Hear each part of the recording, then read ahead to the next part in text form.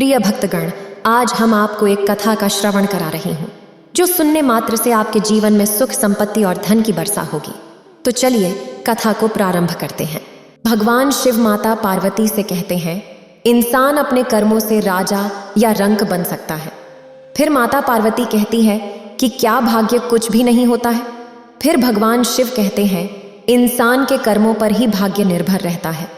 फिर माता पार्वती कहती है, हे देवों के देव महादेव, कृपया मुझे विस्तार से बताएं। फिर भगवान शिव कहते हैं, हे देवी, आज मैं एक कहानी सुनाने जा रहा हूँ, कृपया इसे ध्यान से सुनें। अगर आप यह कहानी सुन रहे हैं तो पूरा सुनिए। इस कथा को आधा अधूरा छोड़कर जाने की गलती मत करिएगा, क्योंकि इस पवित्र कथा को पूरा सुनने से मनचाहा फल की प्राप्ति होगी। इसलिए इस कथा को पूरा सुनें। आप शिव भक्त हैं तो भोलेनाथ का अनादर ना करें। एक समय की बात है, एक गांव में एक किसान और उसकी पत्नी रहा करते थे। उनकी जीविका काफी कठिनाई से चलती थी। उनके घर के आंगन में एक नन्हा सा बगीचा था। किसान ने वहां कुछ बैंगन के पौधे लगाए थे, पर किसी भी पौधे पर बैंगन नहीं आया था। केवल एक पौधे पर एक बैंगन आया था। उसने अपनी पत्नी से कहा, हमारे बगीचे में तो सिर्फ एक ही बैंगन आया है, इसे बाजार में बेचने का क्या फायदा, इसे घर पर ही रख लेते हैं। वह बैंगन धीरे धीरे बढ़ता गया और कद्दू के आकार का हो गया। एक दिन किसान ने उसे तोड़कर घर लाया और अपनी पत्नी को देते हुए कहा, लो, आज इसकी सब्जी बना लो, मैं खेत से लौट कर खाऊंगा। किसान खेत की ओर चला गया। पत्नी जब बैंगन को काटने के लिए चाकू उठाई तो अचानक कहीं से आवाज आई, धीरे से काटो, धीरे से। ये सुनकर वह चौंक गई और चारों ओर देखने लगी कि यह आवाज कहाँ से आ रही है। जब किसान की पत्नी को कोई नजर नहीं आया तो उसने फिर से चाकू उठाया, लेकिन उसे फिर वही आवाज सुनाई दी, धीरे से काटो, धीरे से। इस बार उसे एहसास हुआ कि आवाज बैंगन के भीतर से आ रही थी। यह सोचते ही उसका दिल बैठ गया। उसने बैंगन को जमीन पर फेंका और घर छोड़कर खेत की ओर भागी। किसान ने पूछा, क्या हुआ, तुम इतनी परेशान क्यों हो? उसने जवाब दिया, वो बैंगन बोल रहा है। किसान ने हंसते हुए कहा, अरे पगली, कभी बैंगन बोलता है भला? पत्नी ने कहा, चलो और खुद सुन लो। किसान अपनी पत्नी के साथ घर वापस आया और बोला, अब इसे मेरे सामने काटो। जैसे ही पत्नी ने बैंगन काटना शुरू किया, फिर से वही आवाज आई, धीरे से काटो, धीरे से। यह सुनकर किसान चिंतित हो गया और बोला, ठीक है, धीरे धीरे ही सही, तुम काटो। उसकी पत्नी ने धीरे धीरे बैंगन काटना शुरू किया, पर अचानक क्या हुआ? जैसे ही बैंगन के 2 टुकड़े हुए, उसमें से एक खूबसूरत लड़की प्रकट हुई। किसान की पत्नी यह देखकर बहुत खुश हुई और बोली, हमारे तो कोई संतान नहीं है, इसीलिए मैं इसे अपनी बेटी मान कर रखूंगी। चूंकि यह बैंगन से निकली है, इसलिए मैं इसका नाम बैंगनवती रखूंगी। उसने लड़की को गले लगा लिया। लड़की भी नई माँ को पाकर बहुत खुश थी। किसान ने कहा, बेटी तो तुमने रख ली है, लेकिन इसे खिलाओगी पिलाओगी क्या? घर में तो दूध भी नहीं है, रोटी का भी इंतजाम नहीं था। पत्नी ने कहा, तुम इसकी फिक्र मत करो, मैं अपनी बेटी का पालन पोषण कर लूंगी। समय के साथ साथ बैंगनवती बड़ी होती गई और उसकी सुंदरता भी निखरती गई। एक दिन जब किसान खेत में काम कर रहा था, बैंगनवती भी वहीं अपने पिता की मदद कर रही थी। उसी समय वहां से एक राजा गुजरा, जो अक्सर वेश बदलकर अपने राज्य की जनता का हाल चाल जानने के लिए घूमा करता था, और इस अवस्था में उसे कोई पहचान नहीं पाता था। जाते जाते राजा की नज़र खूबसूरत बैंगनवती पर पड़ी। उसने एक व्यक्ति से पूछा कि यह लड़की किसकी है। उस व्यक्ति ने जवाब दिया, यह किसान की बेटी है। राजा महल पहुंचकर किसान को बुलाने का हुक्म देते हैं। किसान के आने पर राजा पूछते हैं, आज तुम खेत में काम करते समय वहां एक युवती थी, वह कौन थी? किसान ने पूछा, महाराज वह कौन थी? राजा ने जवाब दिया, वह किसी तरह से मेरी पुत्री भी है और नहीं भी। इसका क्या अर्थ है? फिर किसान ने पूरी कहानी राजा को सुना दी। सब जानने के बाद राजा ने कहा कि हम बैंगनवती से विवाह कर उसे अपनी रानी बनाना चाहते हैं। किसान आश्चर्यचकित होकर कहता है, हुजूर, क्या आप एक साधारण किसान की बेटी से विवाह करेंगे? राजा ने उत्तर दिया, हाँ, हम उसकी खूबसूरती पर फिदा हो गए हैं। किसान इतना खुश था कि उसकी खुशी का कोई पार नहीं था। वह भागता हुआ अपने घर पहुंचा और अपनी पत्नी को यह सुखद समाचार बताया। उसकी पत्नी भी बहुत प्रसन्न हुई। जिस दिन शादी तय हुई उस दिन किसान की पत्नी ने बैगनवती को खूब सजाया, संवारा और राजा की भेजी हुई पालकी में बिठाकर राजमहल के लिए विदा किया। बेटी की विदाई से माता पिता का दिल भर आया। वहीं जब पालकी महल पहुंची तो नववधू का गर्मजोशी से स्वागत किया गया। राजा ने नववधू के मायके में अनेक कीमती तोहफे और धनराशि भी भेजी। महल में बैगनवती का विवाह राजा के साथ बहुत ही धूमधाम से संपन्न हुआ। राजा ने उसका नाम बैगन सुंदरी रखा। जब अन्य रानियों ने नई रानी को देखा तो वे बोली कि वास्तव में नई रानी बहुत ही खूबसूरत है। राजा की पहले से 2 रानी आई थीं। राजा अपनी तीनों रानियों में सबसे अधिक बैंगन सुंदरी से प्रेम करता था और हमेशा उसके साथ ही रहता था। जो कुछ भी वह मांगती राजा तुरंत उसे ला देता। देश विदेश से जो भी उत्तम वस्तुएं आती राजा सबसे पहले उन्हें बैगन सुंदरी के महल में भिजवा देता। वह जो चाहती राजा वही करता। महारानी, जो कि पहली रानी थी, यह सब देखकर बहुत ईर्ष्या करती और असंतुष्ट रहती थी। महल के सभी लोग नई रानी के रूप और गुणों की प्रशंसा करते थे। इससे रानी साहिबा और भी अधिक ईर्ष्या करने लगीं। वे सोचती कि इस किसान की बेटी ने कैसे राजा को अपने वश में कर लिया है। एक दिन की बात है, रानी साहिबा ने बैंगन सुंदरी से पूछा, छोटी रानी, तुम्हारी जान कहाँ है? बैंगन सुंदरी ने उत्तर दिया, अरे दीदी, जान और कहाँ होगी, मेरे दिल में ही तो है। बड़ी रानी ने कहा, नहीं हो सकता, तुम तो मनुष्य के पेट से जन्मी ही नहीं हो, इसलिए तुम्हारी जान शरीर के अंदर नहीं हो सकती, जरूर कहीं और रखी होगी। बैंगन सुंदरी ने पूछा, दीदी, आपको यह जानने की क्या आवश्यकता है? रानी साहिबा ने कहा, आवश्यकता तो कुछ नहीं, बस ऐसे ही जानना चाहती थी ताकि बाद में तुम्हें कोई हानि न हो। बैंगन सुंदरी ने कहा, दीदी, आप यह चिंता छोड़ दें। अगर मैं यह बात किसी को नहीं बताऊंगी तो मुझे कौन नुकसान पहुंचाएगा? रानी साहिबा ने पूछा, तो क्या तुम्हारी जान तुम्हारे शरीर में नहीं है? बैंगन सुंदरी ने धीरे से कहा, नहीं दीदी, मेरी जान तो इसी शरीर में है। छिपाने से कुछ नहीं होता, अब तो राज खुल ही चुका है। अब तुम भी खोल दो राज कि तुम्हारी जान किस में बसती है। बहन, ये बात तो बताना मना है। अरे, अपनी बड़ी बहन को बताने में हर्ज क्या है? नहीं बहन, इस बात को तो अपने घर वालों को भी बताने की इजाज़त नहीं है। छोटी रानी ने भले ही बात न बताई हो, लेकिन बड़ी रानी ने भी पीछा नहीं छोड़ा। खाना पीना, सोना, जागना, बैठना, हर वक्त वो बैंगन सुंदरी से वही सवाल करती रही। ऐसे ही 1 साल गुजर गया। दिन रात एक ही सवाल सुन सुनकर छोटी रानी तो परेशान हो गई थी। आखिरकार तंग आकर एक दिन उसने कह दिया, ठीक है, किसी दिन बता दूंगी। बहन महारानी ने हंसकर कहा, बैंगन सुंदरी, याद रखना। रानी बनकर झूठ न बोलने का वचन देने पर बैंगन सुंदरी हैरान रह गई। वह सोच में पड़ गई कि आखिर मैंने बिना विचारे क्या कह दिया। अब मुझे बड़ी रानी को यह बताना ही होगा कि मेरी जान कहाँ बसती है, वरना मैं झूठी कहलाऊंगी। अब छोटी रानी को क्या करना चाहिए?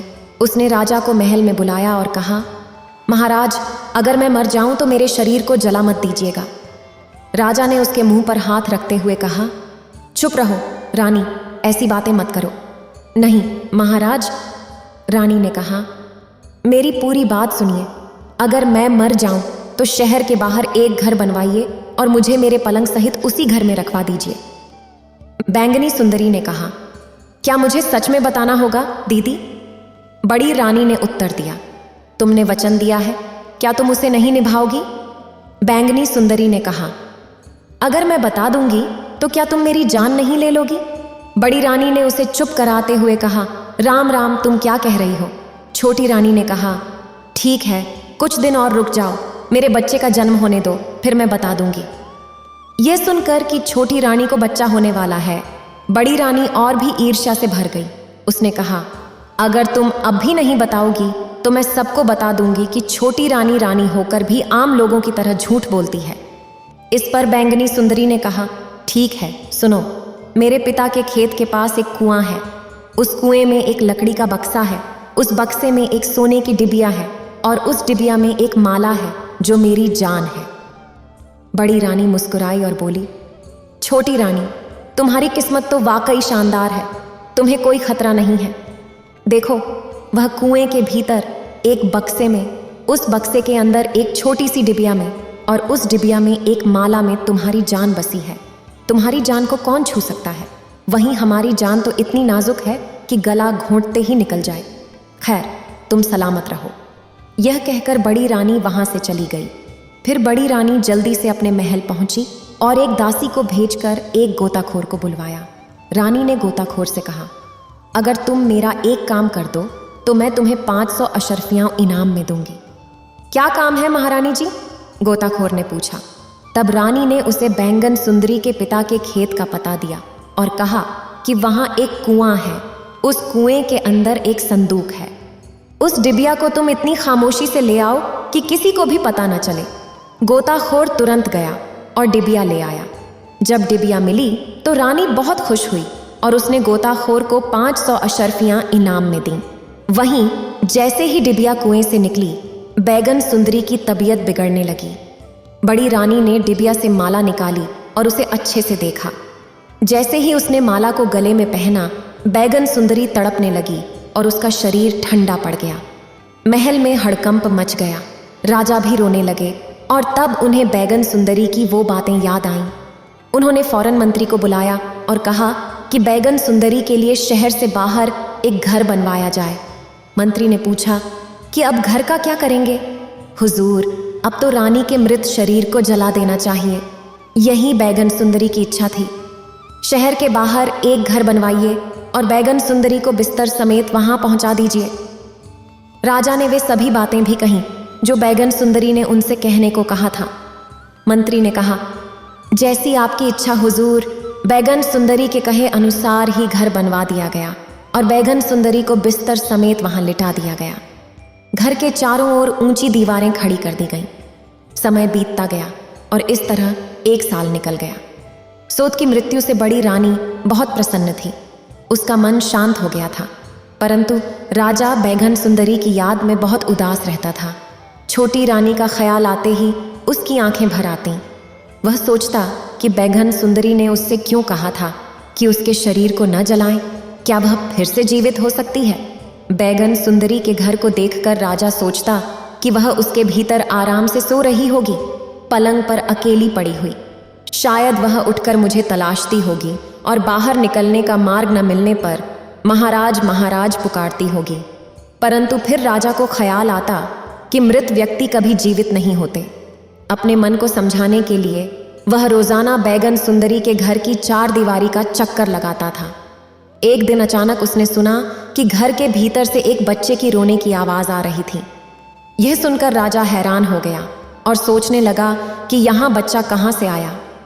राजा दीवार कूदकर अंदर गया और देखा कि बैगन सुंदरी पलंग पर मृत पड़ी हुई है, लेकिन उसके पास एक सुंदर लड़का था। राजा ने उस लड़के को गले लगा लिया। जब बच्चे को नींद आ गई तो राजा ने उसे वापस लेटा दिया और खुद दीवार कूदकर बाहर चला गया। महल पहुंचकर राजा सोचने लगा कि शायद यह बच्चा बैगन सुंदरी का ही है। अगले दिन राजा फिर वहां आया और लौटते समय बच्चे को एक खिलौना दे गया। अब राजा रोजाना बैगन सुंदरी के घर आने लगा। वह बच्चे के लिए तरह तरह के खिलौने और मिठाइयाँ लेकर आता था, पर घर में कोई नई बात नहीं दिखाई देती थी। वह हर रोज देखता कि बैगन सुंदरी वैसे ही पड़ी थी, उसमें कोई परिवर्तन नहीं आया था। समय बीतता गया और धीरे धीरे बच्चा बड़ा होने लगा। जब वह 2-3 साल का हो गया, फिर वह टूटे फूटे शब्दों में कुछ कहने लगा। एक दिन राजा ने बैगन सुंदरी की ओर इशारा करते हुए पूछा, यह कौन है? बच्चे ने उत्तर दिया, माँ। राजा ने पूछा, तुम्हें खाना कौन खिलाता है? बच्चे ने कहा, माँ, रात के समय। यह सुनकर राजा को बहुत आश्चर्य हुआ। उसने बच्चे से कहा, तुम अपनी माँ से कहना कि राजा जी पूछ रहे हैं कि वह दिन में क्यों सोती हैं और रात को क्यों जागती हैं। ठीक है, पूछूंगा, बच्चे ने कहा और राजा महल वापस चला गया। रात को बैगन सुंदरी उठी, जैसा कि वह रोज करती थी। जब वह बच्चे को खाना खिलाने लगी तो बच्चे ने कहा, अम्मा, मेरा पेट पहले से ही भरा हुआ है, तुम्हारा पेट कैसे भर गया? बेटा, राजा जी ने आज मुझे बहुत सारी मिठाई खिलाई है और उन्होंने यह भी पूछा कि तुम्हारी माँ रात को क्यों जागती है और दिन में क्यों सोती है। बैगन सुंदरी समझ गई कि राजा ने सब कुछ देख लिया है। उसने सोचा कि अब छिपाने से क्या फायदा। उसने बच्चे से कहा, देखो, जो राजा जी यहाँ आते हैं वह तुम्हारे पिता हैं। आज तुम महाराज के पैर छूना और कहना कि माँ की जान जिस माला में है वह बड़ी रानी के पास है। बड़ी रानी सारा दिन उस हार को धारण करती हैं, इसलिए माँ पूरे दिन बेहोश रहती हैं। जब रात को बड़ी रानी हार को उतारती हैं तब माँ जाग जाती हैं। फिर वह उठकर स्नान करती हैं, मुझे खाना खिलाती हैं। जब अगले दिन राजा आए तो बच्चे ने उन्हें सब कुछ बता दिया। राजा को सब समझ में आ गया और वह बड़ी रानी पर बहुत नाराज हुए। उन्होंने उन्हें सबक सिखाने की सोची। महल में जाकर राजा ने बड़ी रानी से कहा कि उनके एक मित्र का बेटा बहुत प्यारा है और वह उसे बहुत चाहते हैं। वह उसे महल में लाना चाहते हैं। बड़ी महारानी ने कहा कि मुझे भी बच्चे बहुत प्रिय हैं, तुम उसे अवश्य ही ले आओ। लेकिन एक बात है, वह बालक बहुत जिद्दी है। जब तक उसे उसकी मांगी हुई चीज़ नहीं मिल जाती तब तक वह रो रो कर परेशानी खड़ी कर देता है। महारानी ने कहा, तो क्या हमारे महल में किसी भी चीज़ की कमी है? जो भी वह मांगेगा उसे दिया जाएगा। तो ठीक है, मैं उसे लेकर आता हूँ। यह कहकर राजा बैगन सुंदरी के घर गया और लड़के को समझाया कि जब महारानी तुम्हें गोद में लें उसी समय उनकी गले की माला पकड़ लेना और जोर जोर से रोना शुरू कर देना। जब तक महारानी तुम्हें वह माला न दें तुम रोते रहना। इस प्रकार समझा बुझाकर राजा उस लड़के को बड़ी महारानी के पास महल में ले आया। रानी ने उसे स्नेह से अपनी गोदी में उठा लिया और कहा कि यह बच्चा बहुत ही चार्मिंग है। उसी समय बच्चा माला पाने की जिद में जोर जोर से रोने लगा। रानी ने उसे मनाने और चुप कराने की अनेक प्रयास किए। तरह तरह की मिठाइयाँ और खिलौने उसके सामने रखे गए, पर वह किसी भी हाल में राजी नहीं हुआ। इस पर राजा ने निराश होकर कहा, किसी और के बच्चे को क्यों तंग कर रही हो? वह आखिर मांग क्या रहा है? रानी ने उत्तर दिया, वह मेरी गले की माला चाहता है। तो फिर तुम उसे दे क्यों नहीं देती? राजा ने पूछा। नहीं, यह माला मैं किसी को नहीं दे सकती, रानी ने कहा। बच्चे को माला दे दो, मैं तुम्हें ऐसी ही दूसरी माला ला दूंगा, राजा ने सुझाव दिया। नहीं, मैं यह माला किसी भी हालत में नहीं दूंगी, रानी अड़ी रही। अगर तुम नहीं दोगी तो यह बच्चा रो रो कर मर जाएगा। क्या तुम पराए बच्चे को घर लाकर ऐसे ही मार दोगी? राजा ने कहा। बच्चे के रोने को देखकर रानी का दिल पसीज गया। उसने सोचा, छोटी रानी तो अब नहीं रही। क्या इस माला को थोड़ी देर के लिए बच्चे को देने में कोई आपत्ति है? उसने उत्तर दिया कि वह अभी माला दे सकती है, लेकिन जब बच्चा खेलकर खुश हो जाए तो उसे माला वापस कर देनी होगी। राजा ने सहमति जताई और कहा कि वह ऐसा ही करेगा। रानी ने माला निकालकर राजा को दे दी और राजा बच्चे को लेकर महल से बाहर निकल गया। फिर उसने चुपके से अपने मंत्री को बुलाया और बैंगन सुंदरी के घर की दीवार गिराने का आदेश दिया। मंत्री ने राजा के आदेश का पालन किया। राजा ने अंदर जाकर बैंगन सुंदरी के गले में माला पहना दी और माला पहनते ही बैंगन सुंदरी जीवित हो उठी। राजा ने बैंगन सुंदरी से कहा कि वह कुछ दिन यहीं रहे और बाद में वह उसे महल ले जाएगा। उस रात जब महाराज महल में वापस आए तो प्रधान रानी ने पूछा, इतनी देर से कहाँ थे आप? मैं अपने सेनानायक और मंत्रियों के साथ विचार विमर्श कर रहा था। किस बारे में विचार विमर्श कर रहे थे आप? एक परदेसी राजा हम पर आक्रमण करने वाला है, इसलिए आपकी सुरक्षा के लिए योजना बना रहा था कि आपको कहाँ छिपाया जाए ताकि आप सुरक्षित रहें। हाय राम, मुझे तो युद्ध के नाम से ही डर लगता है। तो आपने क्या निर्णय लिया? महाराज ने कहा, जमीन के नीचे एक गुप्त स्थान बनाकर आपको वहां रखेंगे। तो फिर जल्दी से गुप्त स्थान बनाने का हुक्म दीजिए। अगले दिन महाराज ने गुप्त स्थान बनवाना शुरू करवा दिया और एक सप्ताह में ही वह तैयार हो गया। महाराज ने प्रधान रानी को वहां छोड़ा और बाहर से ताला लगा दिया। सैनिकों को आदेश दिया गया कि प्रधान रानी को अब जीवन भर के लिए उसी कारागार में रखा जाए। अगली सुबह बैंगन सुंदरी अपने बेटे के साथ महल में आ गई और वे एक सुखी परिवार की तरह रहने लगे, जबकि प्रधान रानी उसी कारागार में रहती रही। उसी गांव में एक फकीर बसता था। वह रोज घने जंगल को पार कर खाने की खोज में किसी न किसी के द्वार पर भीख मांगने जाता। आज भी वह भीख लेकर अपने घर की ओर लौट रहा था और बड़ा प्रसन्न था।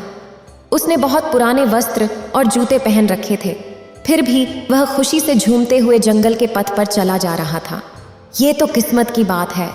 उसी जंगल में उसी समय एक राजा भी था जो अपनी परिस्थितियों से उदास था और महल छोड़कर वहां आराम फरमा रहा था। अचानक राजा की नज़र उस फकीर पर पड़ी।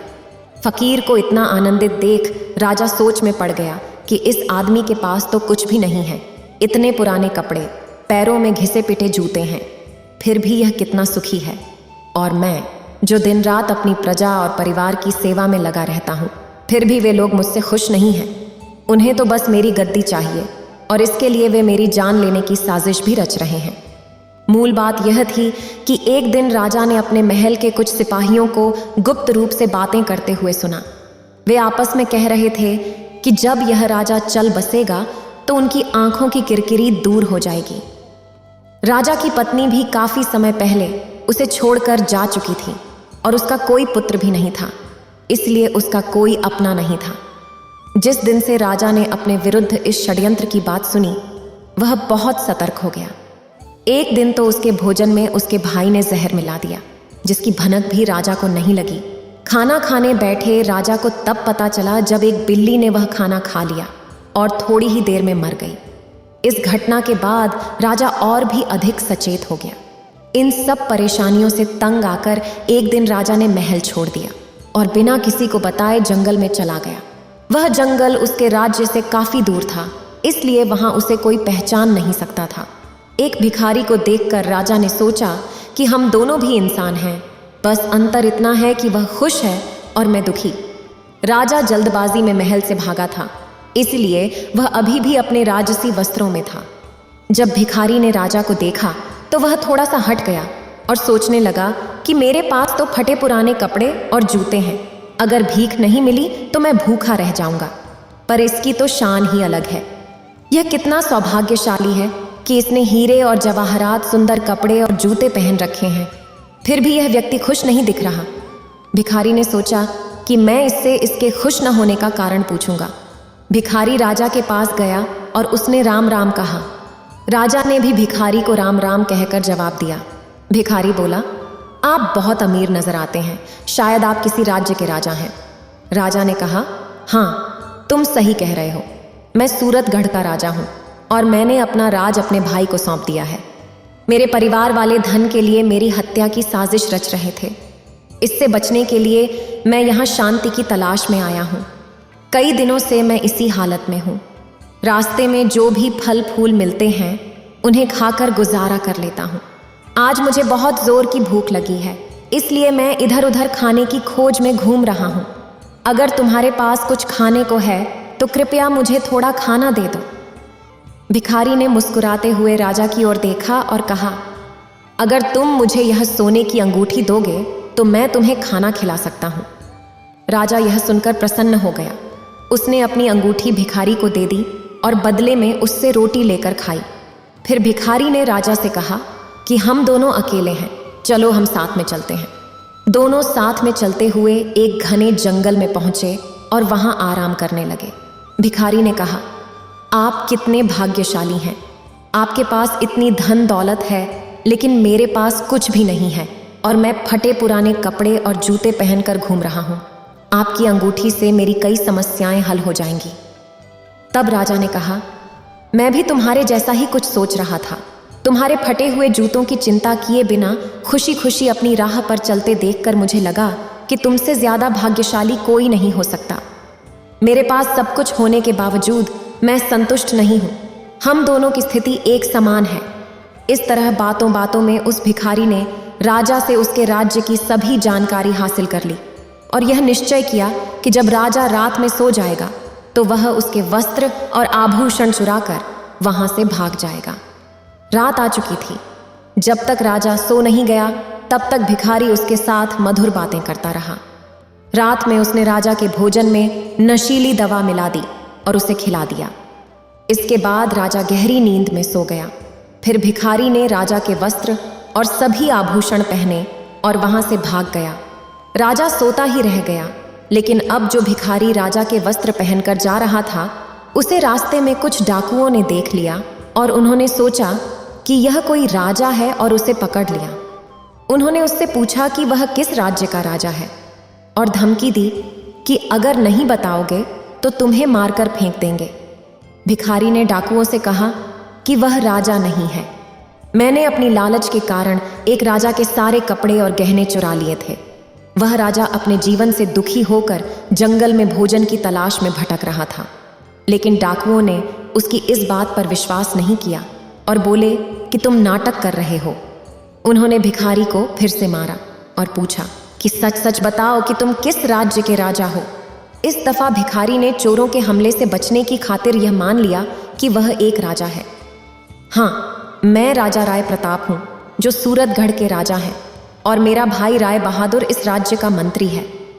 पर चोर उसकी बातों पर विश्वास नहीं कर रहे थे। उधर जब राजा की नींद टूटी तो उसने भिखारी को पुकारा। उसने अपना सामान चेक किया तो उसे सिर्फ एक पोटली मिली जिसमें भिखारी की कुछ चीजें थीं। इस बीच वे चोर सूरतगढ़ के महल में पहुंच गए और राजा के भाई राय बहादुर से कहा कि उनके पास उनका भाई है।